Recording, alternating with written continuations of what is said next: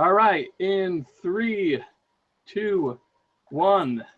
Hello, everyone, and welcome to the 42nd episode of Sonic Talk.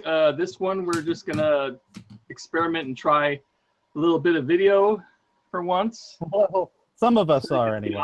My ugly fat mug, but not Alex's fat mug. He's going to have a little icon on him. And with us tonight is GX Echidna. Say hi, GX. Hi, you're going to want to use sanitizer after you're done listening to this, because I am sick. That's and of course, with us, as always, is Alex Peel. Yeah, and for the record, this isn't an icon. I'm just cosplaying as Vice from Skies of Arcadia this week. All right, and let's just get this started. It's not going to be a long show, I don't think, this week. We don't have a whole lot to talk about as far as Sonic Go stuff. We do have the Switch coming up. First off, all three of us are big One Piece fans, and the movie One Piece Gold was released in a limited amount of theaters for a short week run, and we all saw it. So what do you guys think? I really enjoyed it. It was probably one of the best One Piece movies I've seen. I would say it is the best of the dubbed One Piece movies. Yeah, I'll say that. Yeah. Yeah, I'll say that too. For the record, I did rather enjoy both Strong World and Film Z, but I admit, unlike those two, this one actually felt like just a condensed One Piece arc. From the setting and the setup and the characters, like it moved at a very brisk pace, but it just had all of the usual trappings of a canon One Piece arc. The part that I liked compared to the other ones is that this one had a plot. The other ones had plots. I mean, like, maybe not quite like this one, but they had plots. Oh my gosh, this guy's gonna drive an island over to the East Blue and he's gonna make it fall, and then I don't know, this other person's gonna destroy these other things that are gonna destroy the world. I don't know. What? Exactly, plots. Yeah, it's just the case where the villain in this one had a much better, background story to go with it. They tried to give him it's a big lesson about greed and how it can destroy people or turn them into, horrible people as it is. I think you're giving One Piece too much credit. The star of this movie was the setting. This was the best setting of any One Piece movie. It was absolutely the most realized. And the first half was extremely energetic. Yeah. I think the heist, the way they turned things around that were near the end was kind of BS. That they were fooling Luffy the whole time or whatever. But no, that's normal. That's One Piece. I feel like I need to see that again before I decide whether or not the plot twist was too out of left field. And should we even discuss the plot twist? No. I mean, I don't know. No, I mean, because this is probably coming to DVD by March or April, so you might as well leave it spoiler-free for the One Piece fans. But yeah, what was important about this movie was that it was fun. The characters were really were characterized. They had a lot of personalities, as you'd expect out of One Piece. The villain, the sympathetic backstory did kind of fall flat a bit, but given the limited amount of time they had to work with, like something had to give. So I'll take kind of a weak villain backstory. I mean, but it was only an hour and a half. Or actually, 2 hours, actually. I thought it was 2 solid hours. It was 2. I checked my watch. It was 2 solid hours. One Piece standards, that was really short. And even with that runtime, they had time to just flesh out the world and just let us sit back and relax and enjoy things for a bit. I did love the Wacky Races segment that they had in the first half. That was awesome. That was fun. Oh, that occurs to me, this movie does actually technically have 2 plot twists in it. But again, we probably should we go into the first one, or should we just recommend the movie? I think that we're probably already beyond what the audience is going to actually care. Well, you didn't think we should discuss this at all. Yeah, I mean, if you're a One Piece fan, you're obviously gonna, enjoy it. I had a great time at my theater because I realized the AMC theater in my area just got renovated with brand new plush seats for every stadium with recliners and everything. So that was a real nice experience. I had a great time in my theater because there are actually other people in it. And oh yeah, mine was half full. And it wasn't so a bunch of fat anime nerds. It was families, kids, you know. Like, it was so happy to see, like, kids being all, like, cheering when Luffy said his dumb stuff and stuff. You know, it's like, I didn't realize that kids and families actually liked this franchise. I mean, there were still anime fans there, to be fair. Yeah, but when I saw the Dragon Ball Z, I think it was the second one with Frieza in theaters, people were, that was just full of, more full of anime fans than it was just regular families and such. And they were just going nuts. There was an excited crowd on that one, though. My movie theater was empty. They started a half hour late. Didn't have that problem with this one, thankfully. I had a recent problem with that. I had to drive like 30 minutes out of my way to a theater I'd never been to in the middle of this really busy downtown area in West Palm Beach. Like, thankfully, the movie was great, but I never want to go through that much effort to see a goddamn movie again. And GX, it sounded like you were trying to say something a little while ago. No. Okay. Okay. But yeah, like, if you love One Piece, like, this feels like a neat little abbreviated arc in it. So go buy the D when you can. I just hope that they do this whole movie theater thing again. They manage to get into more theaters than this, because it's ridiculous how few theaters it was in and how few days. Well, it was the same with when I saw Godzilla, the Shin Godzilla movie. It was only released in theaters for about a week. Actually, that did well enough that it got extended to 2 weeks. Yeah, that's what happened to Resurrected F, actually. Dragon Ball movie. So basically, if they do a limited run and it's popular enough, they'll extend it. So, okay, now, yeah, that's what I was about to say. Well, let's go on to games. Who wants to start on this one?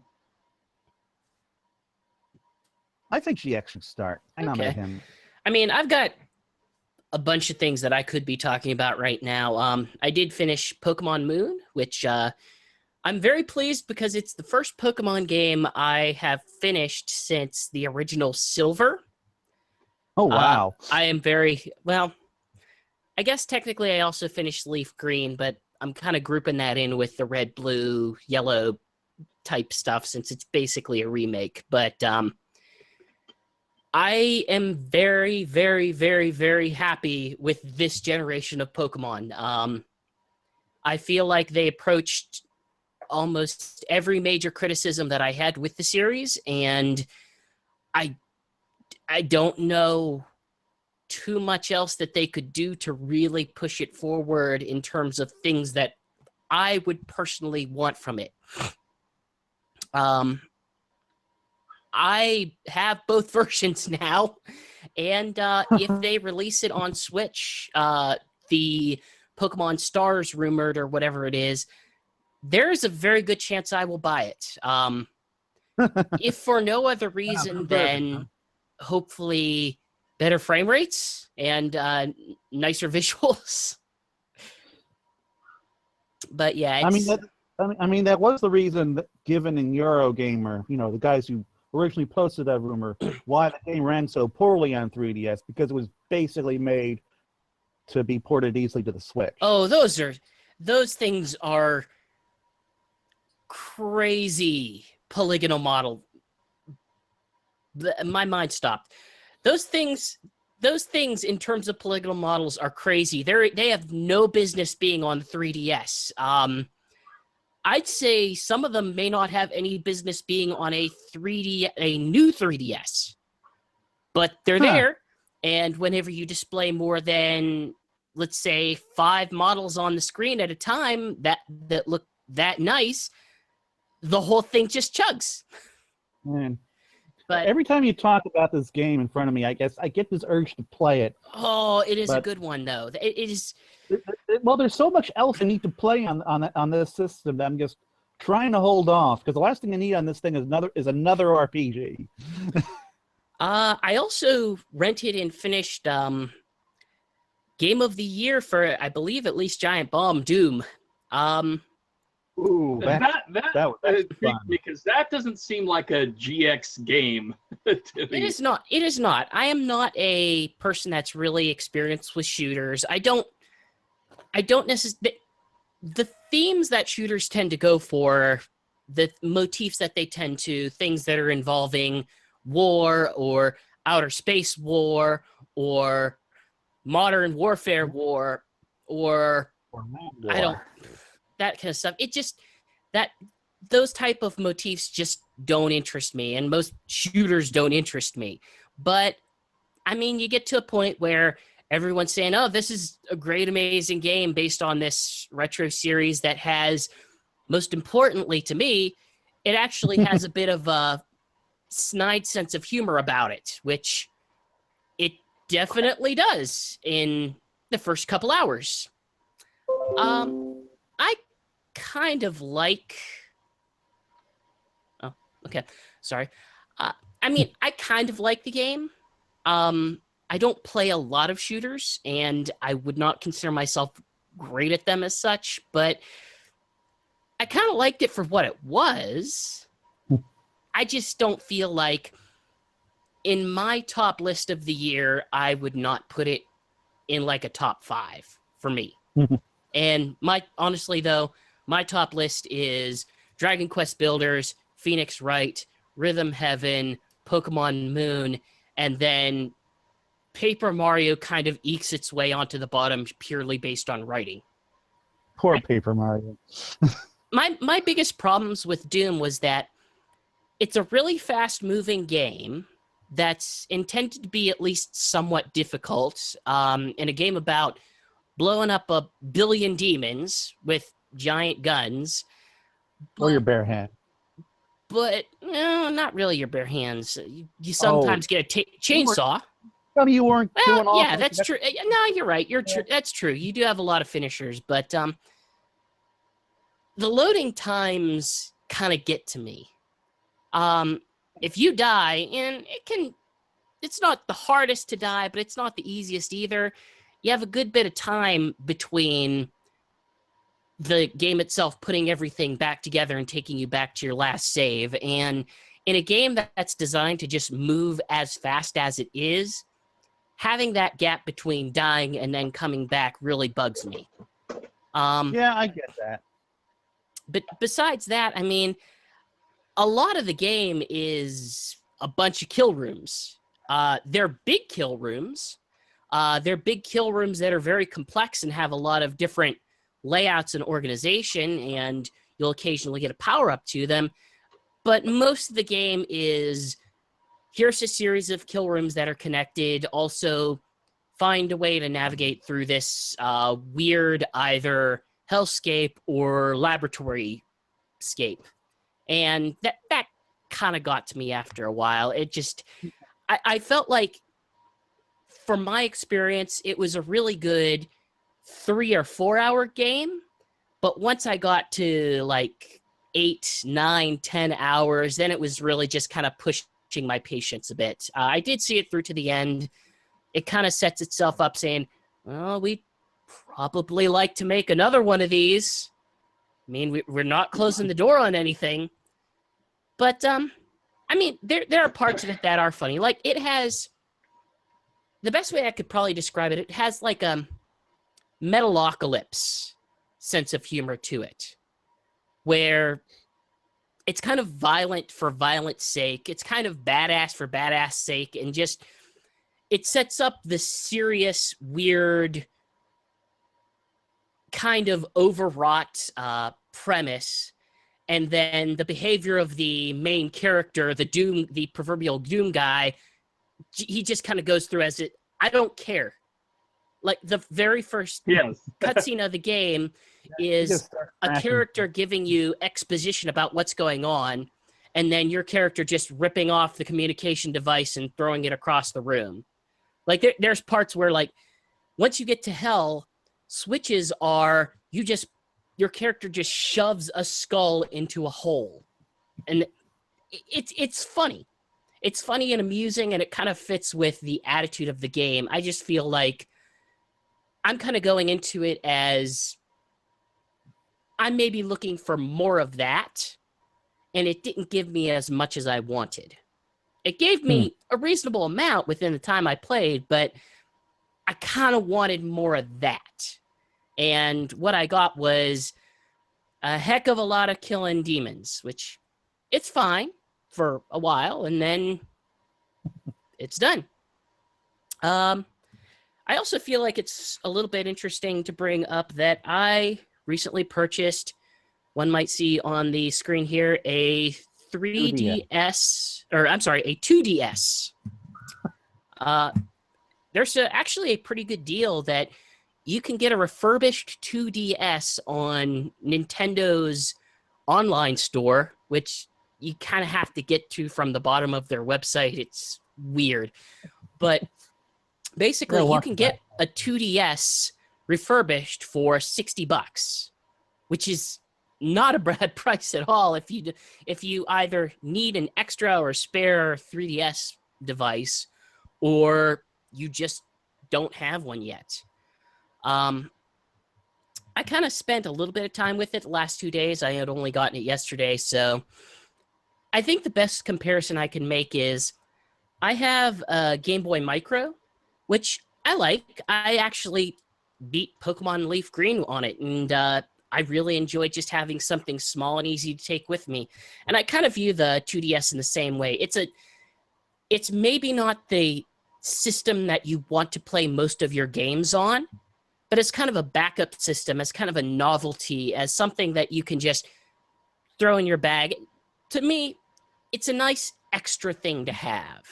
In my case, I really kind of like playing DS games on it compared to my new 3DS XL for some reason. I'm not sure why, but for some reason, I find original DS games on a little bit more enjoyable. Form factor is a little bit different than I was expecting. I think part of that might be because the DS was always taking advantage of the two screens and making them into one, but you always had that little bit of a angle like this, where with that 2DS, it's just straight up like that. I have a bit to deal. I have a tiny bit to deal with that. It's not so much that as it is the screens on it are actually much smaller than I originally expected. I've been using my new 3DS XL so long that I've just kind of gotten used to it. But the problem with that is that the screen resolution is the same between them, but the new 3DS XL just blows everything up so big. The pixels are so much bigger that things actually look quite a bit more crisp on the 2DS, just because of the screen itself is a little bit more compact. And you could probably make the same argument for like a new 3DS that isn't an XL, but I actually haven't had experience with that. So for me, it's just a little bit different. That's what people have been actually saying about the Switch before we go into the Switch, that it actually looks sharper playing it on the little tablet than it does on the screen, even though the screen ups the res. I mean, that could depend on a number of things. Like, it could even depend on what TVs do they use for Nintendo's preview events and that kind of stuff. But I don't know. I like it. For $60, it can't be. Hey, you know what this actually comes with that the new 3DS did not? A power cable. And that's like $10 value right there, apparently. So, I don't know. You could consider it a $50 value? I don't know. I'm pushing it there, but I enjoy it. I think it's an interesting piece of hardware that probably should not be your primary, but if you're looking for a good secondary DS for whatever you want to do, I don't know. Maybe you could apply some hacks to it to make it region free. I'm not saying you should, but I'm extra 3DS sure there's a possibility. You don't care if it gets stolen. Yeah. Or in my case, I can now trade Pokemon with myself. Yay. Lonely Pokemon fans for the win. How many digital games do you have on the 3DS anyway? On my actual big 3DS, in terms of digital, I have an ungodly amount, we'll say. Okay. Let's see. I was kind of wondering, like, how would this work as a secondary 3DS if It's a secondary most- 3DS if you want to play cartridge games. It's kind And of that's basically it. if most of your games are digital, then that does kind of limit things a bit. it's kind of the reason I didn't trade in my Wii U towards Switch, because I realized, oh yeah, I don't have a lot of Wii U digital games, but I have a shit ton of Wii digital games that I'll lose if I trade in that system. Yeah. Don't do it, Jason. Just keep it. No, I'm not doing it. I've And decided to keep it. I think I'm going to end my section by kind of establishing that I'm actually not the best person at making purchasing decisions, because this Oh, you're morning, not that bad. this morning I went out and I bought a whole bunch of gift cards, and I finally got stuff together for a NAS drive that I'm building, a network attached storage. And then while I was on Amazon, I noticed something down below that said, oh, $12. Maybe I'll invest in this. And that game would be Project Cross Zone 2. So what the hell am I doing with my life? Well, like, I've heard that wasn't a bad game, and it's $12, so unless you... I don't think that's a bad purchasing decision. And I had a bunch of games in for Keller WWE Wrestling replica belt, so I can't talk. I just purchased the sequel to the world's biggest dumbest fanfic. Yeah, so... You know, I liked the first one okay, except it went on for like 80 billion hours, and it was still not anywhere close to being done. I'm like, no, I got other games to play. Yeah. Yeah, and I bought the second one. Yeah. That happened. Well, I mean, I haven't bought the second one yet, again, because I haven't beat the first one, but I'll get around to it one day, I think. In my defense, I also bought another half season of Sailor Moon, so whatever. No one's finished, I think, the first one, because it's the War and Peace of Japanese RPGs. It's easy enough to play. I never lose a match, but it goes on forever and ever and ever. It could be worse. It could be Disgaea. All right, so Alex, let's talk about. You wanted to talk about Zelda for a little bit. Yeah. So with Breath of the Wild coming up, I decided, hey, I've got like three 3D Zelda games I haven't beaten yet. Let's just get around to that. And so, well, I recently beat Majora. I'm currently in the middle of Wind Waker, and I recently bought a digital version of Skyward Sword so that I'd have an easier time. Speaking of terrible purchasing decisions, but to be fair, this was like the only My Nintendo offer available to me that was even remotely interesting to me. So like got for 30% off. But so Alex, can I make a recommendation? What? This week for, I believe it's 80 I think it's 80 or whatever. For a certain number of gold coins, you can get 30% off of Rhythm Heaven. Rhythm Heaven. I'll think about it. But I don't know. It seems like every time you recommend something to me, it just makes me want to do it less. Like poor Saki K. Nah, I'm kidding. I'll get around to that eventually too. But so Zelda. So like I wasn't really the biggest Zelda fan until like I guess a few years ago when I played Ocarina of Time on 3DS, and finally like the series clicked with me in a way that I just realized why people enjoyed it so much. You know, because the dungeon is I really did enjoy the dungeon design in Ocarina of Time. It seemed pretty well made for a portable, because every dungeon has a central room, challenges that eventually lead back to that central room to allow you to kind of play the dungeon in a piecemeal fashion. The dungeons were clever in Ocarina of Time. But now I'm doing Wind Waker and Majora's Mask, and my God, is the dungeon design improved from Ocarina of Time? And as far as I'm concerned, Twilight Princess, which was my first Zelda game. I gotta say, like, out of all these Zelda games I've played extensively so far, Majora's Mask is easily because it just has so many unique concepts crammed into a single game. Because you've got the masks, which range and function from allowing you to access little specialized functions for certain side quests, like being able to lead a bunch of chickens around until they grow up, to like being able to change into Gorons and Zoras and a goddamn giant that you can then once you're a giant, you can beat the crap out of these giant flying insect things. And it's such the masks are just so varied and inventive. It's on their own.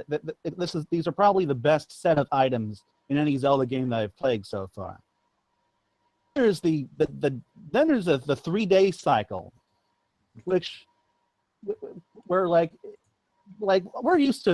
I don't think it's so unusual these days for characters in a game to have like a certain schedule and stuff. Like in the Elder Scrolls games, you'll have like hundreds of characters that all have these different schedules and will sometimes go on these trips and stuff. But in this game, it's crazy to me that we had something like this in 2000 where all the characters went on their own little routines. The last thing I can think of is Dead Rising. Critical to the side quests that you can complete. What? I said the last thing I can think of is Dead Rising. Yeah. That's another game that runs on a time limit. But in regards to Majora's Mask, it is definitely kind of a shortened adventure compared to other Zelda games, but it's just so chock full of content that you just don't get in those other games, like the side quests. Many of these side quests basically force you to stalk PCs, at least to an extent, so that you can figure them out, unless you want to use a guide, which I ended up doing for a few of them. I don't know how you beat every side quest in that game without a guide. Some of them are a little bit more obtuse than I would like. Oh, but certainly the Anju's Anguish one. That definitely, like, I was able to do it up to a point, but then I think like on the third day I couldn't find them. I couldn't find where what was his name? Purple-haired kid. Dang, that's good. You just said Anju, didn't you? No, that's the name of the woman. That's the wife or the girlfriend. Anyway, her boyfriend. Yeah, Cafe. Yes, I couldn't find Cafe. Turns out he was hiding behind a rock the whole goddamn time. But like the stories in this game are so involved. In other Zelda games, the characters will have some character. They may have some subplots, but they're nothing compared to the full-on stories that you get for many of the side characters in this game, like Anju and Cafe. You know, and like there's all these neat little side quests you can pull off with this band of Zoras that you can gotta like damn it, you gotta like play some music with, and there's like this Luigi looking guy who if you manage to play this music inside a milk bar in Clocktown, he'll tear up and he'll say thank you for playing that song. It's awakened to this emotion in my heart. Here, have this mask of me crying, which has then the very specialized function of if you do this other side quest, whereas evil will attack you in this milk cart that you're on. If you're wearing the mask, they'll become sad and just stop attacking you and go away. It's like it's so many neat little things in this game that are so goddamn enjoyable. It's very different than a lot of other Zelda games in that it's so focused on the characters in this world, which is kind of nice because it's relying on the 3-day cycle, everything is a lot more tight together. Everything has to be complete in a certain amount of time, so the dungeons are a little bit more compact and there's more stuff in the dungeons, but they're smaller themselves. It kind of has a density to it, but the stars are really the characters. Like you are working through how is everyone reacting to these 3 days left of life, and every day has different challenges and different changes. And like a whole bunch of them, like it's kind of dawned on them that they're probably gonna die. You know, like this is not a sanitized game in that sense, which for a Zelda game I do find a tad surprising. It's kind of weird. Before I was a hardcore Zelda fan, I always kind of had the mainstream view of the non-Nintendo hardcore gamers that Zelda games are regressive and they don't innovate. That's really not true once you actually play the games. Because like even Majora's Mask is one of those few 32-bit/64-bit games that really hold up today. Because the dungeons, they're compact and they're well designed, and they involve like you need to think how you're going to use a whole bunch of different masks that you got, including the 3 masks that change you into other races. You know, for many of these dungeons, you use at least 1 or 2 of these masks extensively, and there's even though many of the masks are one use, there are fewer instances of having one item like you only use in that specific dungeon and that's it, which is a problem that is in later Zelda games. I think the biggest issue is Majora's Mask is kind of one of those games that just was never appreciated in its time. We're really only kind of seeing it come back around let's say maybe the last I want to say 8 to 10 years or so. It came back around during Twilight Princess. That's like one last thing I want to discuss after you're done. Yeah, but basically, I think it's much more appreciated now than it was at the time of release, because whenever it was released on the N64 itself, it reused so many assets. It was such a weird game. I remember people complaining about that game in the early 2000s, about the day-night cycle, about how short it was, about how it wasn't as good as Ocarina of Time, which, as far as I'm concerned, it's a far superior game. I think it's probably the best in the franchise. It's better than Wind Waker, I'd argue. I'd say at the very least, it has much more of an identity than Ocarina of Time. It's got this neat somber tone to it. You know, like a lot of people tend to over-exaggerate how dark it is, but for a Zelda game, it is quite dark. You know, it does have this sadness to the setting, to the storyline, which I rather enjoy, even as happy and boppy and colorful as it often is. You know, there's a lot of the storylines, you know, have kind of this depressing aspect to them, especially since this is probably the biggest body count in a Zelda game, as far as I know. I don't know. Like there was a Warriors game. Oh, well, obviously not counting. That's not even canon. Canon. That's hundreds of thousands of bodies. And I'm also not talking about the block goblins or whatever they're called, for the record. Now, they aren't people. So I think I'll end this by saying that I've noticed that there is kind of like a cycle to Zelda games, where after Ocarina of Time, which was, you know, really well appreciated, every game after that, there's a point where like everyone is excited for the next game hits, a bunch of people hate it, and then the next game's coming out and people are excited for that, and then that game hits. Then people hate that game. Then when the next game is coming, they'll like the game that was like 2 games away. There's nostalgia for it now. So when Twilight Princess was coming out, people loved Majora's Mask, and then people loved Wind Waker when Skyward Sword was coming, and now people love Twilight Princess, which I remember lots of people bagging on that game back in the day for its graphics and. Chris. Okay, my rebuttal is this, or at least at the very minimum, my explanation is this.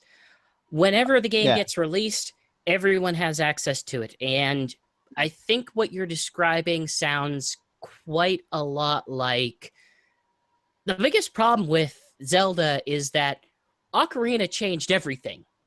Ocarina kind of created solutions to how things can work in 3D that so many other 3D games were then based off of. And I don't believe a Zelda game has defined language as much as Ocarina has. And I think if people are looking for that, then they will probably be quite disappointed. The other element of that is a lot of the stuff in Zelda still remains pretty consistent. You're gonna get the dang boomerang. Whether you really want to have another boomerang or not. You're gonna get a bunch of cool new toys too, but you're gonna get the dang boomerang. I think that all of the future Zelda games were kind of built on the shoulders of Ocarina, and I think that's probably what some people might complain about. I think whenever you start to see the revitalization of the other Zeldas, though, it's predominantly because people definitely do have rose-colored glasses. Oh, no. And that was basically why I assumed regarding that. The other aspect of it is people who didn't like it the first time probably aren't talking about it the second time. I think it's kind of probably true. I think that the audience is just generally reduced in such a way that the people who did like it or who have some sort of interest in trying it again already kind of have at least some sort of affinity for it. I'm just waiting for when a Skyward Sword gets that kind of treatment, because that game's still getting bagged on. Listen, I love Skyward Sword. I freaking love Skyward Sword. It's tied as my third favorite Zelda based on the controls, and I understand that is the worst structured Zelda of all Zeldas. maybe better structured than Zelda 2. Zelda 2 structured. I kept getting lost on that one. I actually preferred Twilight Princess over Skyward Sword, to be honest. That said, I don't think Skyward Sword is going to have the same kind of love unless...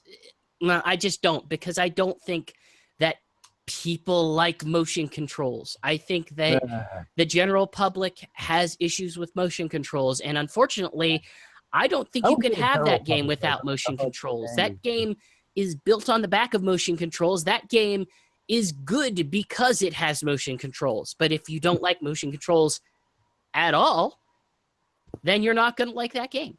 That said, I like motion controls when implemented properly. That's it. I think they're implemented pretty properly in Skyward Sword. Oh, they're implemented excellently in I didn't really talk about Skyward Sword because I haven't really played it at all recently. I guess put it up long enough to try out the controls, and the controls still work great. Okay, we've got to get this train moving along because we have just those two games you guys are discussing took quite a bit of time. I was going to mention I got back into Monster Hunter Generations after being on Ace Attorney for a long period of time, but I'm just going to go ahead and skip that. Jason, I got to know, did you finish Ace Attorney? Yeah, I not only finished it, I finished the DLC case as well. Yeah. Oh, crap. I need to get around to that. You know what? For $6, that's a pretty long case. That'll last you like a good 4 or 5 hours. Jason, how about that ending? Yeah. Crazy. All right. And one thing I'll talk about right now, it's actually been getting quite a bit of hype. It's probably the most popular of the Yakuza games that have come out in quite a bit of time. I need to try that. Yakuza I'm jealous. 0. I want to be playing that now, but I just spent $600 on a NAS enclosure. Yeah, and Sega did good by this one. Sega did real good because they released this one like a week or two out for press. and the press got a hold of it, and a lot of them just absolutely loved it. If go to like Angry Joe or Jim Sterling or some of the others, they were heaping quite a bit of praise on the game. I'm so happy to see the franchise come as far as it has. Yeah, it actually, I think it's number 8 in the top 10 UK sales charts right now, which is insane. Does that actually mean anything in the UK sales charts, though? Well, I mean, it's sold well. It's a yeah, because it's a lower produced game, because all they did was translate the text and not any of the dialogue in it, so they didn't have to spend as much to port it over to the other countries. But man, is that game as Japanese as you can get. Yeah. Unfortunately, the only Yakuza game I've ever beaten was the first one, which I will maintain was a fairly mediocre game. But I'm glad that critics and that the games themselves have. I'm glad the games themselves have gotten to the point where critics are really liking them. I think people. I think people actually understand it now. Like, well, for a lot of them, this is their first Yakuza game. We're in a place culturally where even back in like the PS3 era, the type of Yakuza's funny. Let's just establish this. Yakuza is a stupid game series for people who like to do dumb things. Jason, what were we doing at the E3 demo? Last night because Hiro was watching a softcore porn tape. And it ends with him looking at a tissue box. Jason, I got one question. Trophy for that. I couldn't believe it. Have you played the game yet? Which one? Have you played the game yet? Have you played Yakuza 0 yet? Yakuza 0? Yeah, that's what I'm talking about. I've played I'm only about 3 or 4 hours in. I'm not at Gojira's cases yet. Well, I got a question. If you haven't played any Yakuza games since the first one, are you still good to play this one? This is a prequel to the first. This comes is a prequel. This is you're getting introduced to the characters in this one. All right, cool. This is the perfect jumping on point. Or jumping back on point in my case. Jumping back on you. Yeah, but it's basically the same as a lot of the others. You're going through the Kazurusko district, I think it is. That's little Tokyo City area. Because you're doing the main story, still brawling with people out in the streets. Although their fighting system is much more advanced now. You got ones where you just straight up brawling. One for speed and one for, I think, more violent attacks. And you can get pretty medieval on them this time around. How does the fighting system compare to past Yakuza games? It's about the same. It's just that the D-pad so you can change your styles a little bit. Since the first one. But I thought that you had said it improved since the sequels as well. I mean, this one has improvements because it has 3 different styles you can choose from. Huh. But basically the same button layout is kind of the same. It's just the way you fight is a little different. That's good. The first one I always thought the fighting was kind of clunky, which is why I never really cared for it. I mean, ultimately it is a little bit clunky. Like, it's not necessarily built to be the ultimate action game. You're not getting a Sleeping Dogs game. Well, I mean, have you ever played the original Yakuza? I played 4. All right. Let me tell you, the original Yakuza, the fighting system in that is clunky compared to 4, which I played at E3. Well, no doubt, but that was what? Was that a PS2 game? PS2 game, but PS2 games can have very good fighting systems. Just look at God of War. That has very good fighting. That stuff didn't really get fighting systems really didn't get well standardized until things like Batman and Sleeping Dogs and other things in the 360 PS3 generation. I don't agree with that. PS2 had some great brawlers on it. But it's just natural that things get more refined over time. And I still play the game half the time just for all the little distractions like going bowling, shooting pool. Let's put it this way, Jason. Karaoke, Is this playing Sega classics like Outrun and Space Harrier? Jason, is this 2017 game mechanically better than a PlayStation 2 game? Yes. There we go. You have your answer, Alex. Although graphically, it still looks like the PlayStation 3 game at a higher res. I was never comparing this to the PS2 game. I was comparing the older PlayStation 3 game to the PS2 game, where it was like only a 4-year difference between them. Right, but in this case, it does play similar to like Yakuza 5 and 6. Or is it says 6 come out? Did I screw that up? Well, at least 4 and 5. Five is the one prior to this. There's Yakuza up to 5, and then there's the weird zombie spinoff, and then 0. Yeah. The zombie spinoff had horrible controls, by the way. I didn't really care for that one too much. So yeah, this one's takes place in the 80s, so you don't get Club Sega. You get the Sega arcade machine area. You get the Service Games Club. Yeah, something like that. And it has more of an 80s style to it as well, that you can immediately tell. But God, things are so Japanese, like the karaoke club area, and just walking around playing mahjong. You got, of course, even the culture, you can tell just through the story, is very, very different from what you would normally expect. This one is actually supposed to take place in the big 1980s Japanese economic bubble. Like that in itself is a very interesting cultural time period.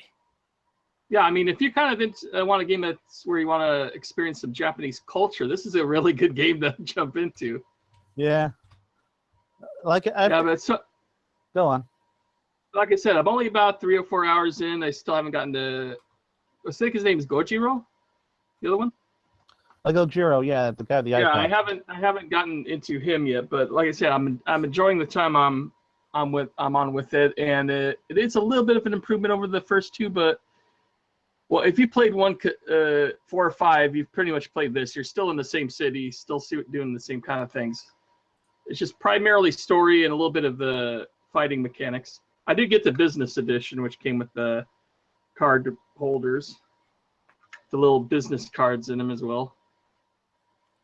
And that's about it for me. So let's move on to You know what really gets me pumped though?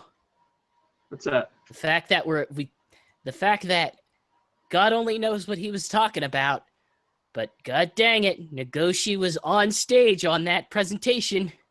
And he sure said some stuff. That was such a waste of time. Oh, it was the best. Who translators are like, oh no, they're going off script. To waste time in a Nintendo presentation than Nagoshi and Suda51. I want Suda51 to waste as much time as possible and confuse as many translators as possible. Yes. In hindsight, that was kind of funny, but damn. Are we just gonna? Is this how we're leading into the Nintendo Switch conversation? Because I could start going into it now. Oh, why not? That is a segue, people. Yeah, that. Yes, let's see. We got November. Let's start off with November when they showed the first commercial about that with that system. We don't have that time, really Jason. That system looked incredible, and their message for it was real simple. You can just snap the little controllers back onto the tablet, yank it off the screen, the screen turns off, and you got the game right in your hands that you could just take anywhere. And this presentation just took that and screwed it all up. So took the hell out of it. Nintendo has not had a decent press conference in a very long time, so I wasn't surprised. But they really should have done like regional conferences or something for this. I don't care. They should have done a pre-recorded Nintendo presentation for each country. I think would have worked much better than what they had. This was just weird and boring most of the time. Aside from those trailers they showed in the middle. Go on, GX. Can I go into a little bit of Sonic talk off? We'll say we'll say behind the scenes a little bit, because I like to tell this story of what's going on. So Jason has this way about him that I have noticed over the past 3 console purchases. I'll say I was reacting early to a lot of stuff, and then when I calmed down, sure I were. think about it later. You sure were.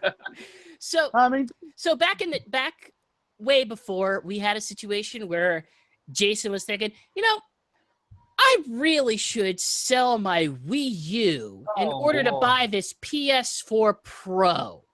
And Alex and I had to talk him off the cliff because that would be dumb.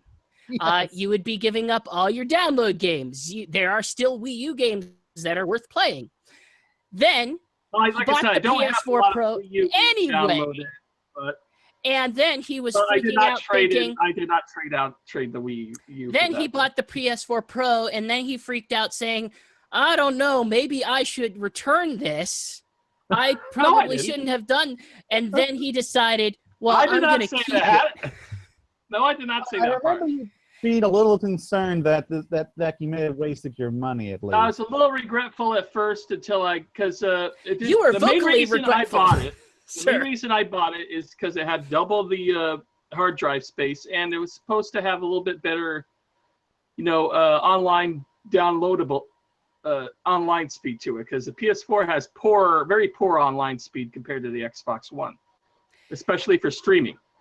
You're welcome to justify it in whatever way you want, but I'm just saying the situation. Playing with it for like a day or two, I noticed that it was streaming a lot better in HD than my old PS4, and I was much more happier with it, especially when I got to like Rise of the Tomb Raider, which has pro options, so you can just slightly make the graphics just slightly lesser, and it'll go to 60 frames per second versus 30, or you can make them look extremely detailed at 30. And I like that, and I realized that holding on to this in the future, they're just going to be able to support it more. My point being, Jason, over the last couple weeks after the reveal, you had pre-ordered one as we had all done. Yeah, I did. And there's a point in which the reaction is, F this, I should cancel my pre-order. Maybe I should. Well, I'm still thinking about that a little bit, because it's just got a weak launch. It does have a super weak launch where... Jason, here's my question. If I waited until summer, until at least Splatoon 2, I'd have a better, Jason, lineup of games. Here's my question. Do you consider the launch the first day, or do you consider the launch the first day plus the next month or 2 months? In your mind? I'd say launch is at least within a month. But in this case, I'm talking about the first day. There's Zelda and like Super Bomberman, I think. Also, and I think within the first. No, I think ARMS is within the first month. So I guess we can count ARMS. No, ARMS is spring, so it could be April. Spring. ARMS is April, so that is the following month. Awesome. Yes. So, I kind of look at that, and I can tell you, like 10 games that I know I am interested in, like right away, and that's really the main reason why I did invest in the pre-order to get it on day one. I know, obviously, there's Zelda. Obviously, there's Mario Kart. There's Mario in the spring. I like Mario Kart 8 enough to want to invest to get the freaking dang battle mode, which I'm very happy for. Yeah, that looks good. But that's also, I think, April or May. Right. For Mario Kart 8. We're freaking getting Puyo Puyo Tetris. We're getting Puyo Puyo Tetris. Although it's $40 physical, $30 digital. Or wait, no. Or it's the other way around. I forget. Well, so one thing that worries me is it does have great Japanese third-party support, I still think the Western and European third-party support is a little weak for right now. Western support is crap. It's a Nintendo console. I think if you're expecting this to change the game for everything, like right out of the gate, then you've never purchased a Nintendo console before. Well, I mean, even Wii U got even Wii got like lesser ports of bigger name games. Even Wii got Call of Duty every once in a while. Yeah, and nobody bought it. That's why they don't do it anymore. Well, that's because they had to just basically make a completely different, port that was way. As I understand it, the Wii Call of Duty game sold well enough for them to downport a couple of them, and then like the Wii U, the Call of Duty games sold like shit. Because why we? The only thing I'm interested in right near launch is Zelda, Bomberman, ARMS, which is one of those things where I didn't like it at first, and then I watched a bunch of Let's Plays, and I listened to other people's podcasts about it, and now it's kind of similar to a Punch-Out thing, so I got more excited about that. Snipper Clips? Yeah, Snipper Clips. Snipper Clips is more of a 2-player game, so I don't think I'm going to be too into that. That's single-player mode. But Puyo Puyo Tetris. Yeah, Puyo Puyo Tetris. When does that come out? It's just marked as spring right now. I know in Japan it's supposed to be a launch title, so it's probably sooner rather than later, but I don't know. Sega, what do you want? I am personally getting, in like the first... I got somebody calling me, so I'll be right back. He doesn't have headphones on yet. Now he does. Jason, there we go. Stop the show because we didn't know if you'd like want to cut this out or something. I think I'm just going to cut it out. Yeah, see, she was yelling for me in the middle of the dang thing, so I was like, okay, I'm just going to have to cut this part out. In the future, maybe you could like let us know if we'd actually do video in the future, which I hope we don't, so that, we know what's going on. Video only. Yeah, I don't know how well this is working out. So anyway, so I was about to talk about the Switch games I'm going to be getting at launch in a couple of months after. So the Switch games I'll be getting in the next first few months, it'll be every time I buy a system at launch, I'm usually a little more open to games I don't normally play because there's so little to actually play. So like obviously I'm getting Zelda Breath of the Wild, but I'll also be getting Bomberman and I Am Sexuna and Snipper Clips and Skylanders Imaginators, even though yes, I know it cannot use vehicles or traps. I may actually double dip on Skylanders Imaginators for Switch, just because it's the same graphics as the PS4 one. It's I hardly it's the same graphic. Well, yeah, but I mean, I can use Donkey Kong and Bowser in this version. Plus, because you can just restore them. This time, I can store my entire collection of Skylanders on there without having to constantly switch. I am more interested in a Skylanders game that you don't have to constantly use a goddamn portal with it. And this is a portal-less one. And since I've heard that, they're also decent platformers and action games, why not? Plus, I have those Skylanders that you gave me a couple years ago that I never used, but wanted to use, but never got around to, for which I apologize. And let's see, so Skylanders and crap, I forget which else. But anyway, Snipper Clips, Ukulele, if that's out in the spring, we don't know. Sonic Mania, and of course Mario Kart 8. So I think that's one thing. Nice selection. Yeah, one thing to mention about Sonic Mania is that that's the one that's from what I hear, that's the only one that's going to have a retail version out in stores and not just downloadable. Now, of course, you go to Amazon, there's a collector's edition with the statue and everything, but those have a download code. Where this is the only one. I think that's pretty interesting. Yeah, I find it pretty neat that the Switch is actually getting a cartridge with the damn game on it.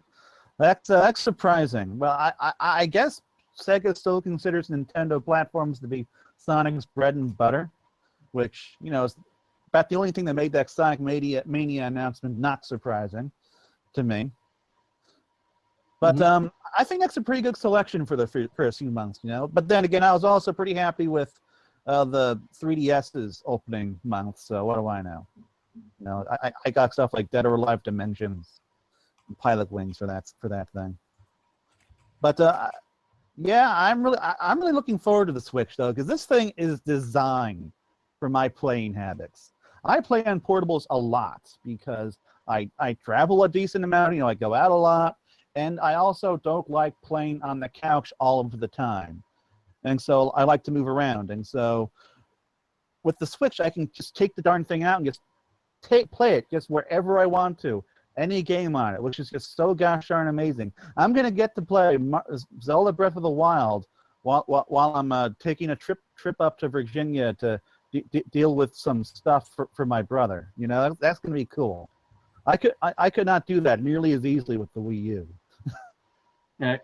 One thing I'm excited about is I just found out that the Walmart that I work at now has free Wi-Fi throughout the entire store, including the break room. So I'll be able to play, you know, full version console games online, like Mario. I can play Mario Kart 8 online on my lunch break. So that's kind of an exciting thing. One thing I'll say that a lot of people are complaining about that I think is kind of bull is the price. Now this price is fine for what it is. The problem with the price because is that we had so many people that were right away already predicting, well, it's going to be $250. It's going to be $250. It's got to be $250. It's going to be $250. We heard $250 so much that I think that created something in people that they just kind of expected, well, it only makes sense for it to be $250. Well, I heard a lot of places. A lot of people were also assuming that this would be that the controllers weren't going to be as dense as they are, because if the controllers are full of tech in them, that's another thing. Yeah. Controllers. I mean, as far as the power of that, if you just count it as a tablet, the power of that is very comparable to $500 tablets on the market in terms of, you know, graphics power. Yeah, the thing is, like, alone. Another problem in regards to the price is a lot of people want to see this as strictly a portable or strictly a home console, and so a lot of people think, oh, this is a overpriced home console or a very expensive portable. I never spend that much on portable games. I have a funny feeling they're losing money on this system compared to other ones. I think there's more. You don't think so?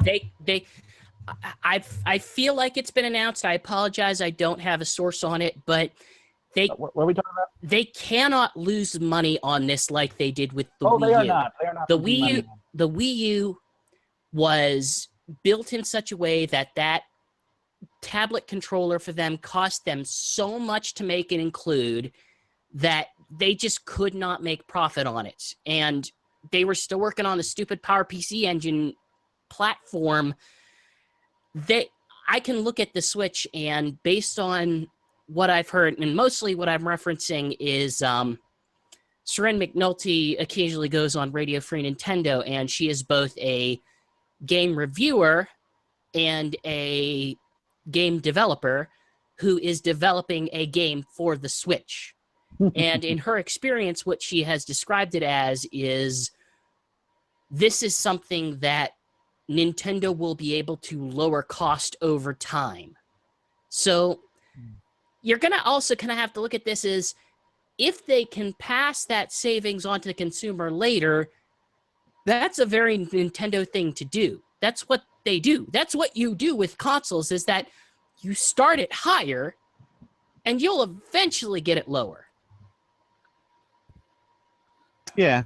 Although that's not something they really did so much with the Wii and the Wii U. Like the Wii, they absolutely did. The Wii U, like I said, they couldn't. Like 3 years. The Wii U, they couldn't because it cost so much to make the tablet with it.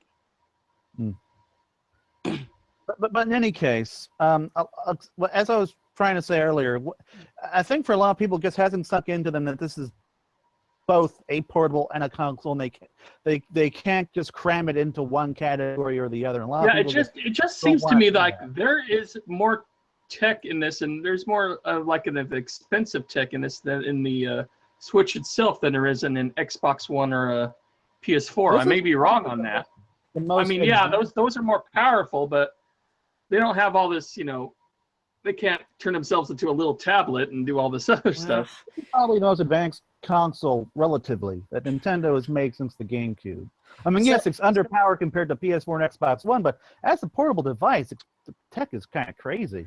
I'm gonna paint with broad strokes for a second, and say that the majority of people who play games predominantly play one or the other. In Japan, it's predominantly portable. in the US, it's predominantly console. Portables exist, except for mobile. There's a lot of mobile players out there as well. I'm just taking kind of mobile out of the equation for now, but generally speaking, I think it's just the cultural gap of we expect it to be predominantly one or the other. So looking at it as both is kind of foreign, that people might not really feel that way until they get their experience with it and decide, maybe I don't really want to play it portable. Maybe I don't really want to play it as a home console. Maybe my lifestyle just doesn't support one or the other.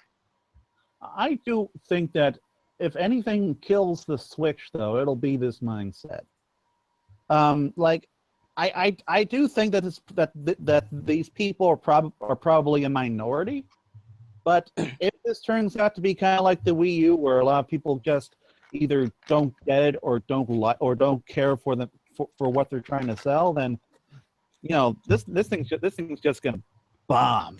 So here's I don't think it is. I think even though the presentation that they had was pretty horrible, the initial commercial, and if you haven't seen it yet, the commercial they're doing for the Super Bowl is very well done and really gets out the message of this is both a console and a portable.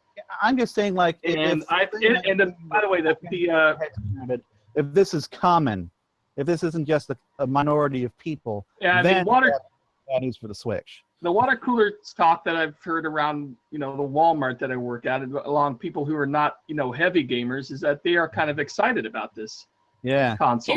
Here's the core difference between. I've heard more excitement for this console than I have for like Xbox One or anything like that. Here's the core difference between the Switch and the Wii U. People didn't understand the Wii U. Oh, man. Its message was very confusing. People thought the Wii U was, I buy a tablet for my existing Wii, because I don't know what the difference between between SD and HD is.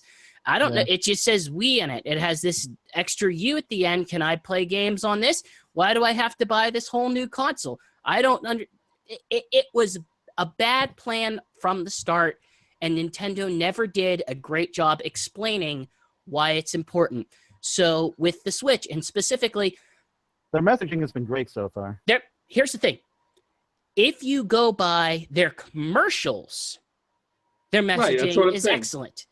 If you go by the presentation, people aren't going to actual people aren't going to see that presentation or don't care about it. But you might get the impression that it's a bit more muddled than it really was. Yeah, but their public-facing explanations on things is absolutely focused. Here's this game on the TV. Oh, I can pick it up and take it with me. For the record, I'm not even thinking about the presentation when I'm talking about this. I'm just talking about the marketing on the whole. This is why I don't like 1-2 Switch, is that I think 1-2 Switch is not only looks like a cheap game, looks real sharp. It's the message of what this system is about compared to, everything else. I'd say 1-2 Switch just looks like a really boring game. It does. I mean, how come they have not put out a sequel to Wii Sports and they'll call it Switch Sports or something like that? Well, I can tell you exactly why, and it's because they don't want this to be the Wii again. They want to separate themselves from it. Then they shouldn't have focused so much on motion controls. But they there's a point in which they kind of, I hate to say they have to, but they kind of do, because, even the PS4 has motion controls at this point. I know not a lot of games use it, but it has it. It was going to have some sort of motion thing. Splatoon, they highlight so much, hey, this was best with motion. With the Wii U, they had so many games that had pointer functionality that they put on motion. Star Fox is all motion, depending on whether or not you think that was a good idea, is up for debate.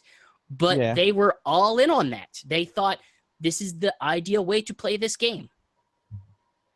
So I don't. Star Fox Zero was a horrible mistake as far as that goes, because they're still trying to sell that tablet and that gyroscope stuff that nobody really cared about. This was like 3 years after the system's already been released, and they knew that people just wanted solid gameplay, and it could have made a great Star Fox. So then they just kind of screwed it up with the controls. Well, on that they one. screwed it up on a number of levels, but yeah. But Alrighty. I admit that. Go ahead. Yeah, sorry. We moving on? I don't think I was going to say. No, go ahead. 1-2 Switch is their game in Wario. Except, like, I don't know. Like, Come on, it's stuff just didn't. It doesn't seem like there's anything to this game. Guess what? It's Game and Wario. Oh my gosh. No, at least Game and Wario, you actually need the screen. This is the first video game where you don't need the video part to it. You stare at someone and you press a button. That's just nuts to me. Like, maybe you use the motion control and stuff, but like there's no actual video in this video game, and it just seems like a way for them to sort of demo the HD Rumble, which if this thing were a pack-in, I'd be interested in, or if it were like a $20 download, $10 download, I'd be curious about it. But $50 retail game, no. Well, then I am curious and excited about HD Rumble in itself. I am not excited about it being presented the way it is in this game. I mean, if I play something like Zelda Breath of the Wild and I'm playing it like Wii, old Wii style, and if I swing the sword and a person swings and hits it back, and I can feel I'm going to stop like you reaction there, like Jason. that. I'm going to stop you that'd be there great. because it's confirmed that Breath of the Wild does not support the HD Rumble. Which is a little weird because I'm hearing like several different hands-on reports that say they did feel HD Rumble in that game. Well, we've also had some hands-on reports that said it had analog, and apparently that's definitely not the case. Analog triggers, which I find to be disappointing. Oh, it does not have analog triggers now. You know what? We better move on before I start talking about the virtual console.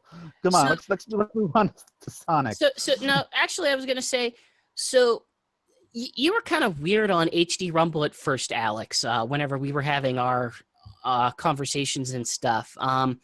Yeah. I feel like, to me, the best use case I've thought of for where HD Rumble would be useful, if HD Rumble is something where you can position where you feel your rumble, is position awareness. And the best example I can give is if you're playing a game like Splatoon and you're getting shot at from a certain location behind you, if the rumble's able to give you an awareness of that, rumbling only the back of the controller, I would find that very useful as an in-game actual thing. Here's the thing. I don't hate the idea of HD Rumble. I don't hate the idea of the system having... Are you saying that if somebody shoots you from behind, you can feel it more in the front of your palm than your fingers, indicating where his location is? I'm not saying that's it. I'm saying that's the best use case I can think of.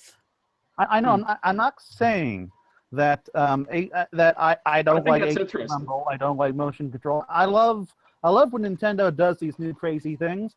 I just wish it weren't coming at the cost of such a basic thing as analog triggers. Which that's basically my only real issue here. Is that if they sacrificed the analog triggers, which are critical for any racing game that isn't Mario Kart, for these things, and I do think that's not really that good of a trade-off, because you're kind of sacrificing the entire gameplay for a genre versus you're sacrificing, I guess, Wii U on Virtual Console for these things that have a cool potential. Not Wii U, sorry, a GameCube. Also potentially very limited uses that a lot of developers may not even utilize. Whereas analog triggers, we know there are games and developers that will utilize these triggers. Not to mention GameCube Virtual Console, which may or may not still have. Games. Yeah. So it's like, I love the idea. I just wish that we were also getting the analog triggers as well. That's kind of my only thing. I can see the reason, or at least some form of the logic on why they wouldn't. But I do kind of agree that they probably should have had it just for the sake of compatibility with other systems.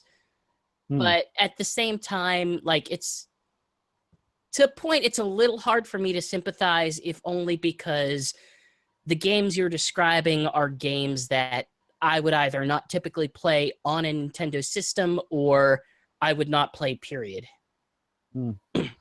Yeah. I get that. Right. Okay. I think that's worth it. Yeah, I think that's about as much Switch talk as let me bring up one more thing though. How are we actually feeling right now? Like, it's hard to say. Obviously, we're a little bit conflicted on different sides, but like at this point, we all have it pre-ordered. We do. Are we feeling okay about it? Like I am going to the midnight launch, Chris. I'm going to Best Buy at 11:30 on March 2nd, and I'm picking this thing up. I'm bringing it home. I'm downloading some shit on it. That's how ready I am for the Switch. March 3rd is a Friday, right? Yes. Okay. So I'll probably do the same because, Wednesday, Thursday, those are my nights off. In so case I'll I probably wasn't do that. excited, Chris. It's something where if it wasn't a brand new system, and if it wasn't, also partially it's whether because NES Classic is so impossible to find, I might have just waited on it until summer, but I'm going to go ahead with it and pick that one up mainly for Zelda and a new Bomberman looks, I like those. Plus, they do have at least a few games coming out in 1 or 2 months later, but I'm not as excited on this as I have been for previous systems, really. Now, for me, let me elaborate a little further. Breath of the Wild, me and Jason got to play this at E3. This game is going to be incredible as a portable game because it's just so massive. There's so much to do. There's so many dumb things that you can waste your time on, dumb little scenarios. Like, there was this encampment of bokoblins, whatever they're called, that I was trying to wipe out so I could get this really cool sword and stuff that they had, and I kept getting killed. And under regular circumstances, I could just be going at these guys repetitively for an hour, and I want to be able to do that anywhere I go. I'm just so excited for this, man. Guess what, Alex? You're going to be able to do that for 3 of those hours.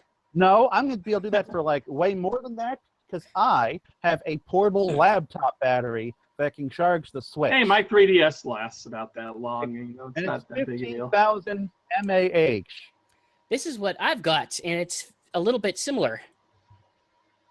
This was a Christmas gift this year.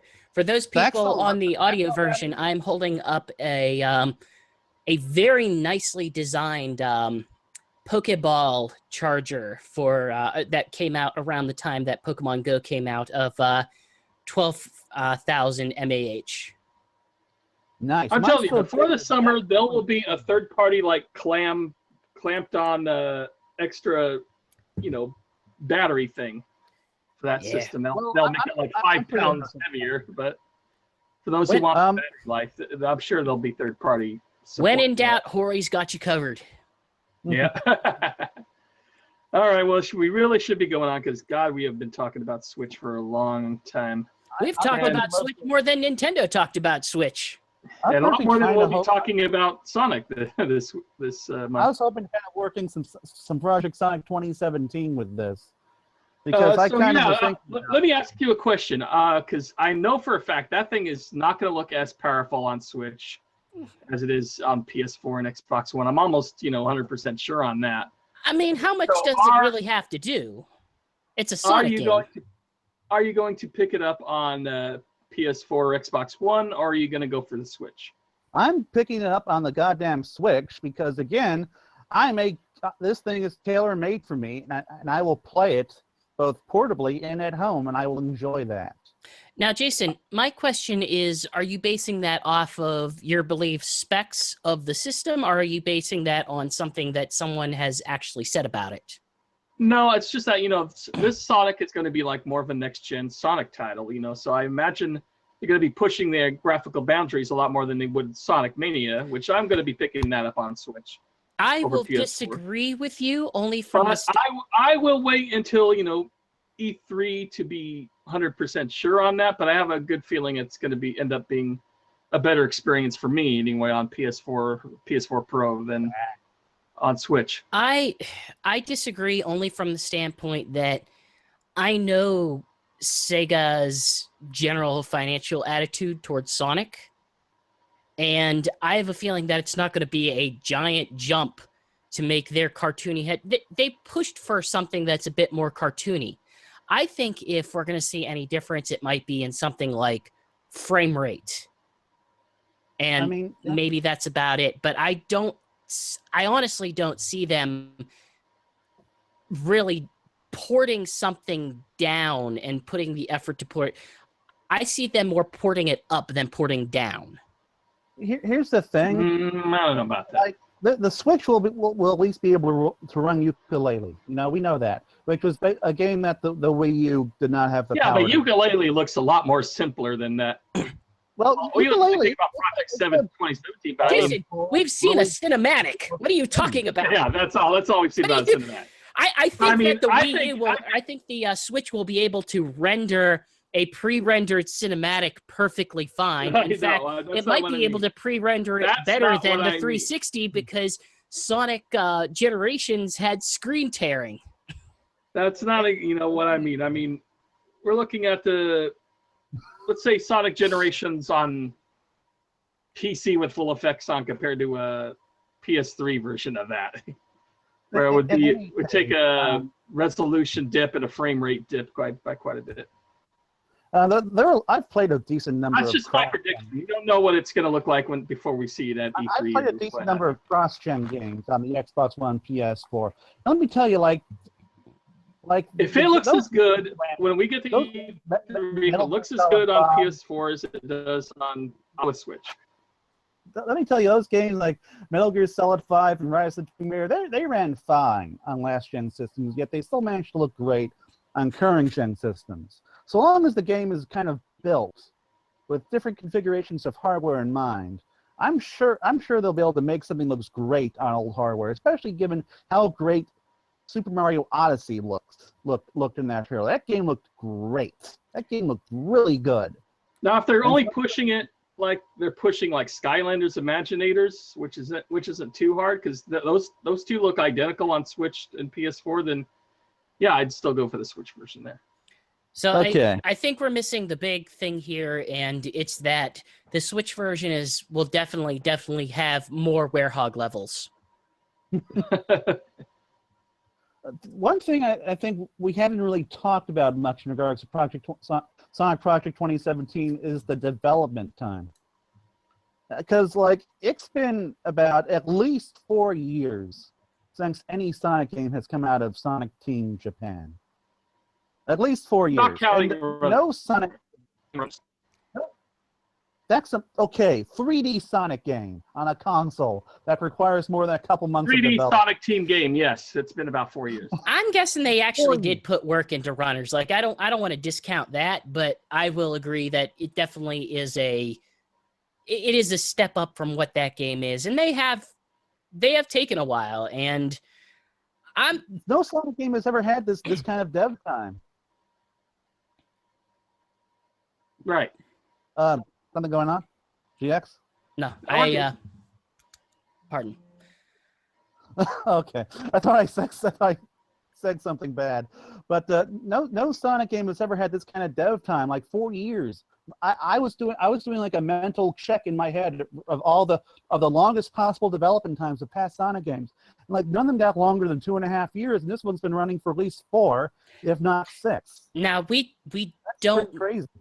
I'm not ready to assume that because I'm not assuming that the development for this started right after Generations had finished, or which was Generations before or after Lost Worlds? Generations was 2 years before Lost World. Right. Okay. And as I understand it, at the time, that there were still 2 distinct dev teams within Sonic Team working on Sonic titles, which is why I'm more inclined to say 6 years of development time. But by and large, as I understand it, Sonic Team, after they make a Sonic game, they don't tend to take too long before making another one. You know, it's not like they go on a year-long sabbatical or anything. For me, the biggest question is how do they approach the actual gameplay? And ideally, they didn't use this time to build a whole new engine Lord, I hope not. to do everything, because we've seen the results of when that happens. We've seen Sonic engines that last like one game and then they toss them aside because that game was trash, because they spent so much freaking time that they could barely release it in 2006. To be fair, I was actually thinking about Sonic Unleashed when you first talked about a new engine, because that game was a bit of a mess in terms of its frame rate. I thought Generations was still. I guess they made that big deal about the Hedgehog engine. I don't know if Generations didn't use Hedgehog engine, right? I thought that it used the same engine as Unleashed. Okay, it probably did. So it did. So if we kind of interpret that they reuse an engine, and the fact that they have a classic Sonic, I can see them reusing a little bit of the Generations stuff, especially with how the reception to Sonic Lost Worlds went. I like that game more than most, unfortunately. Yeah, you definitely did like that game more than most. But I don't know. Like this does give me a lot of hope that this is going to be this is the first Sonic game they've really taken their time with, and that they can release without it having any serious problems, without them taking any shortcuts with the content. Because as far as I'm concerned, the biggest enemy every past Sonic game has been dev time. Has been Sega trying to make that Christmas release or that anniversary release, which they just completely didn't even bother with for the 25th anniversary. It just seems like this is going to be an interesting. Where they just sat down and said, "Okay, we're going to work on this thing for a while and make it." This is going to be an interesting year where we have both a 3D Sonic and a 3D Mario game coming out around the same time. Yeah, like the same. That's the first time I think we've had that. And this time, the 3D Mario game is copying Sonic. It kind of is. I mean, when I first saw it, I was like, "Oh my God, this is Super Mario Adventure DX." Galaxy and there was even a statue at the Switch presentations where he was pointing like this, like just like. I approve of your Sonic Galaxy stuff. I do not approve of your Mario Adventure stuff now. Games can utilize. Lost World played like Sonic Lost World played like Super Mario Galaxy, and now Super Mario Odyssey is playing like Sonic Adventure. I'm not even kind of like I do enjoy baiting the flame. Quiet, I like it. Chris. I think it's hilarious that people are like, "Oh, it's like Sonic." It's it's Mario. It's going to be different. Yeah, it's going to be different because Station Square is this tiny thing where nothing happens. Yeah, and Mario is apparently not human because he's in front of other skinny humans and he looks completely different, like a mascot at a Universal Studios or Disneyland. No, mascots are taller. I just cannot wait for Sonic 2017 though. I hope this will be a good year for this franchise because it really needs it. If you got a gun to your head and you have to pick between Sonic Project 2017 or Super Mario Odyssey, which are you going to choose? Well, I mean, at the moment, I'll take the one I've actually seen something of. So I guess Super Mario Odyssey. Jason, why in this fiction? What sociopath is putting the gun to my head and asking me to choose between two video games? A frightening Sony fanboy. Okay, Alex is then.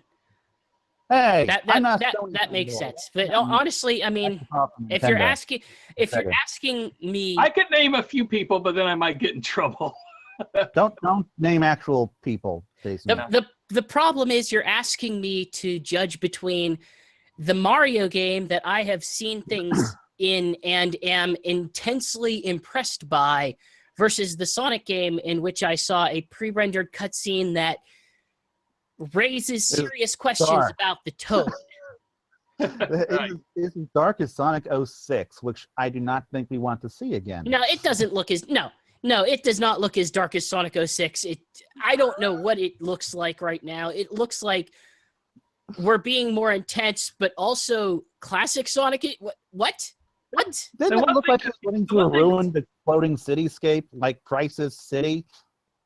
The one thing a lot of podcasters were pissing me off about when it came to Super Mario Odyssey is they were comparing the city level to Sonic 2016 instead of Sonic Adventure, and I'm like, yeah, but Jason, no, but here's the thing, Jason. Sonic 2016, he was in a European like city, not like a New York style city. Jason, you have to understand this about Sonic 06. Nobody actually remembers what happened in Sonic 06. They remember that he made out with the girl, which actually didn't happen. And they remember it was a crappy city, which no, it wasn't. And they remember that it was a piece of crap, which actually was true. Yeah. Nobody actually remembers anything legitimate about Sonic 06. They just remember how infamous it is. Yeah. Here's one thing I know. Their memories of Sonic 2006 come from Game Grumps. Here's what I know actually happened. It had a massive overworld that was really glitchy and empty. Some really ugly graphics and poor production values. And also, like, Silver could get you, like, stuck into a corner and just hit you until you die. And also, Princess Elise did kiss Sonic when he was a corpse. Yes. At the end of the game. And turned him and brought him back to life, and he turned into Super Sonic, and then they saved the day. So she's a necrophiliac, basically. Yeah, basically. Sure. She's a necrophiliac. Maybe if you want to make the comparison, I mean, the humans in Sonic 06 looked like they were pulled straight out of The Sims. Like, there was a Sims model pack they found somewhere on BitTorrent, and they just yanked it and said, okay, put these characters in. Let's give one of them a Sonic helmet, and he's the best character in the whole series now. I will say this. I will admit this. I kind of had some fun with the train level.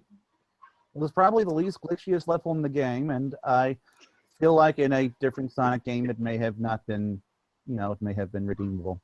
I love how this argument has kind of turned into Alex defends part of Sonic 06. I just feel like I had to say that. You know why this is going to be the best Sonic year in a while is because of Sonic Mania. Like yes. That is a guaranteed awesome game. Jason and I have actually played that. I'm really looking forward to it. Yeah, and it's a damn good game. It is. If you like classic Sonic, this is as close to Sonic 5 as you're probably ever going to get. Or Sonic 4, Sonic I should 4, say. The real Sonic 4. Oh, shut up. And this is the point in which GX ham-fistedly defends Sonic 4. It was fun. Like, I admit, playing it now, it feels the physics do feel wonky, but it was fun. It was fine. Like, New Super Mario Brothers didn't nail the physics of its old game either. It didn't stop it from being a solid, fun title. Okay, it's almost 5:15. We're kind of going off the track here, so let's try to wrap this up. At least we were on. All right, so about Sonic, let's see, ArchieComics.com. If you go on there right now, you can, of course, buy Sonic comic books there, but you cannot subscribe to Sonic right now, and there's a lot of controversy going about that. There's still, advertising slits for the upcoming issues, but they've called Archie recently, and let's be clear about this, because this is the more I read about this, the more I kind of am interested in who the actual sources are. Yeah, it kind of goes up and down. One of the forum posters on Sonic Stadium basically called the Archie area acting like he wanted to subscribe to Sonic. And the person on the other line said, first they said it was canceled and that they would be, the last issue would be $2.90, but that's false because I think it's already gone past $2.90. There's been solicitations for $2.93 at least. Yeah, and so now they called back again, and the person said that it's a thing where the subscriptions for that comic are on hold, and it's not a confirmation yet that I think that the series has been canceled, because as remember last year there was like 2 or 3 months where we had no Sonic comics because Archie's just always bleeding for money in some degree. They are just. It feels like Archie Comics is like right at the tail end of bankruptcy. Even with like as they're hyping. Tail end, it would be like right on the egg, right, almost at bankruptcy. Tail end's like at the end. Yeah, but I will say if you go to archiegoods.com, it's you got to really search to find Sonic right now compared to past times I visited them, and Sonic was at least around the corner. They've currently grouped it together with Mega Man. Yeah. Like they're all one thing right now. Yeah, well, Mega Man, of course, is already a canceled comic. So it's kind of interesting, but I guess we'll have to wait until the future to, confirm it more. So unless you want to have the... let's have this discussion. Here's the thing. You have not been able to subscribe to it in over a month now. Yes. That's interesting. Now, my question is, first off, your gut reaction, what do you think? Do you think that it might be true? Do you think it might be false? I think it kind of goes 50-50. It might be that they're stopping cancellations altogether, or it could be that they might be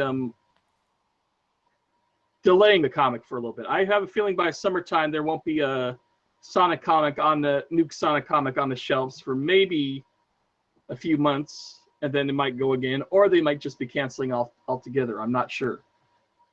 Well, I mean, from what I'm reading of the... But for me, it goes like 50-50. It could go either way. It really doesn't seem like they're getting ready for it to end anytime soon. But I will admit that the silence is a tad suspicious and troubling. But I don't know, like even this would even be a story had the guy just said from the get-go that the subscriptions are temporarily offline, which is what they're saying now. And I also hadn't really heard about this going on for more than a month since the news story goes back to January 14th. And unlike John Gray, where he was kind of giving cryptic messages where that showed that he was getting let go from the Sonic books and that, I haven't heard anything from Ian Flynn or any of the other writers and artists that give me any indication that they're not going to be doing the book anymore. I mean, they probably can't say anything. I mean... Yeah, but usually you can kind of get a vibe or they give hints. In this case, I'm not seeing anything like that. I mean, I'm skeptical. So my biggest question is, let's assume the worst and they cancel. Do you think that that Sega is able to find, or another publisher pursues, the series to continue? Oh yeah, I don't think that's going to be an issue. I think you got IDW, who has like My Little Pony, Skylanders, Godzilla, and all those other big licenses. They'd probably love to have a top-selling series like Sonic on board, or Boom Studios, who has all the Cartoon Network licenses. In fact, maybe Sega could actually split off Sonic Boom and Sonic and have Sonic Boom with Boom Studios and have regular Sonic with IDW. The only problem I'd see is they might not be able to have access to the back catalog that Archie has. Unless they've licensed it, which actually I think Kaboom has done in the past. They've licensed a lot of old Cartoon Network and... Well, the problem with the old Sonic comics is like the Ken Penders thing and the Stop the Love thing and all that. I'm not saying like that far back, but I'm saying maybe at least the newer stuff. Yeah. Yeah, the World Adventure stuff. All the way back. Clean issues. Right. That's possible. But like I said, even if Sonic is canceled for March, I think Sonic will continue. It probably won't have the same canon, of course, but it should probably still have the Freedom Fighters in that, maybe. Sega. Yeah. I have a feeling that Sega owns that as core characters, though, right? Yeah, Sega owns the core Freedom Fighters. I know they do. I don't really see why they wouldn't, given that they've multiple kinds of media.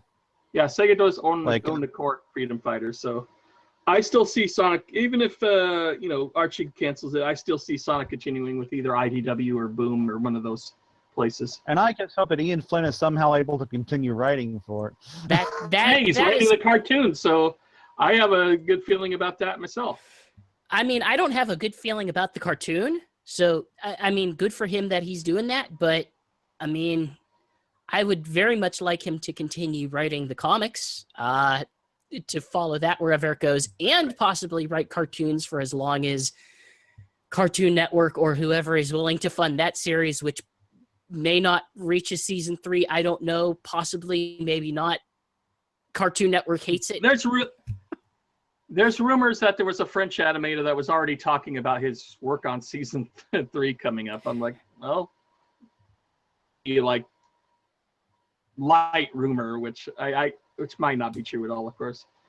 Yeah, but if it only does 2 seasons, I'd be happy with it. But I'm still not happy with the way Cartoon Network treats this cartoon at all. I mean, there are full scripts of. There's actually full recorded audio for episodes of Invader Zim that never got released. So hard to say.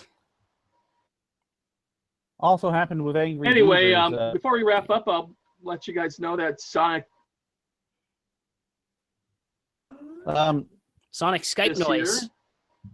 And sorry. Pardon? I don't know I don't know why that happened.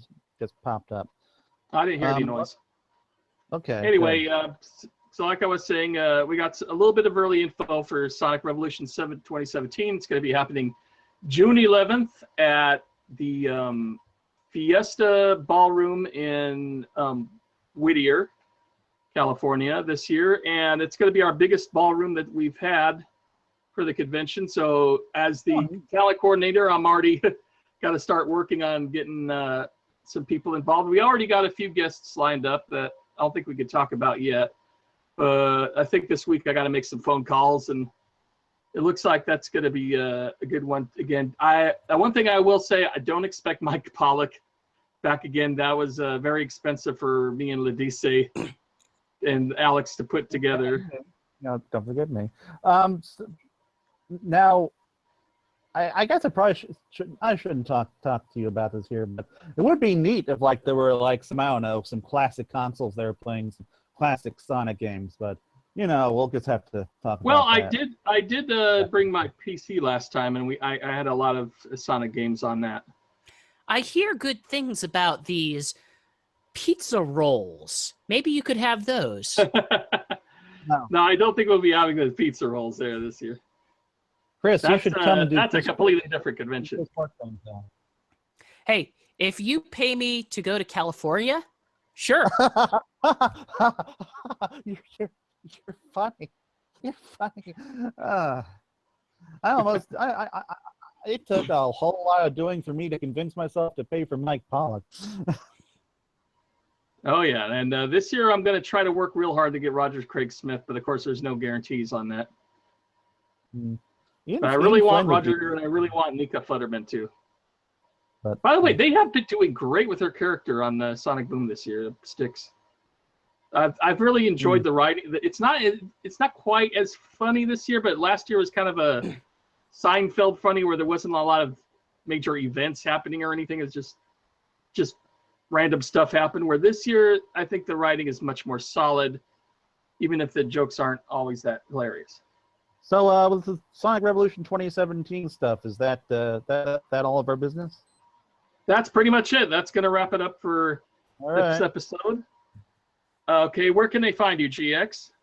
They can find me holding this Shadow the Hedgehog licensed PlayStation 2 controller on the internet. I don't know, I'm on here. My other projects are on hold while I'm working an ungodly number of hours at work, which is indefinite. And you have nevershutup.com, right?